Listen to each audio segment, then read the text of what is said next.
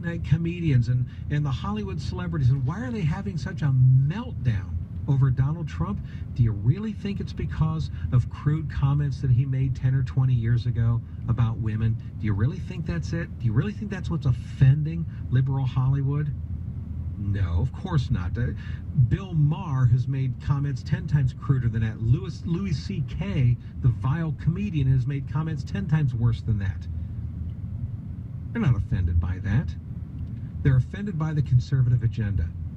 They now have a president in the White House who's actually being more conservative than Ronald Reagan was, more pro-life than Ronald Reagan was, promoting evangelical Christianity more than Ronald Reagan did, is actually, and has more Christians and more pro-lifers running the government right now than Ronald Reagan even did, and is fulfilling his promise, say, I'm putting solid conservatives on the Supreme Court.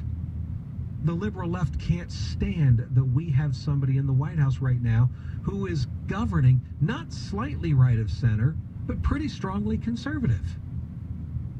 And they hate that on the left. They're angry. They're furious.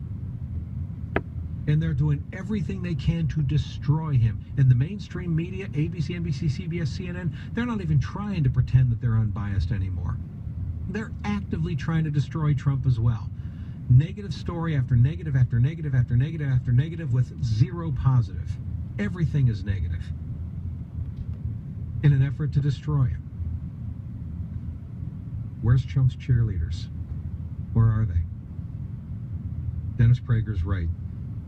Conservatives, even those of us who were not supporters of Donald Trump, and I was not, but I have to admit, the man is being more conservative than I thought he was going to be.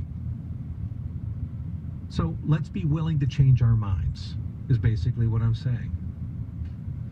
By the way, remember I told you the press, they absolutely will not find any way whatsoever to report anything even remotely positive about him. You know that Trump is donating his entire $400,000 a year presidential salary to charity, right? He's not taking a dime as president. He refuses to take any of it. He just got his first paycheck as president, quarterly paycheck of $78,333. And he signed it over to the Department of Interior to help fund the national parks.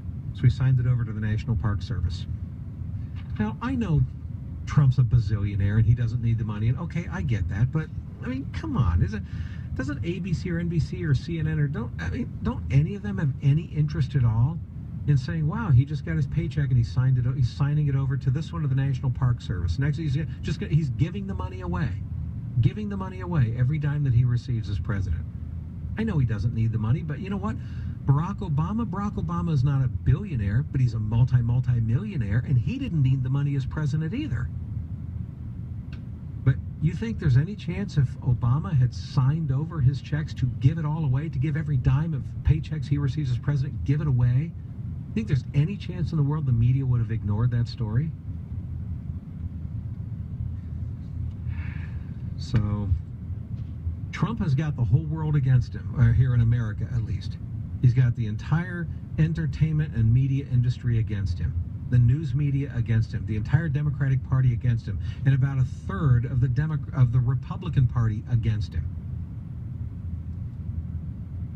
So who's going to be for him? I think it's a fair question that needs to be asked. All right, you're listening to The Bob Dutko Show.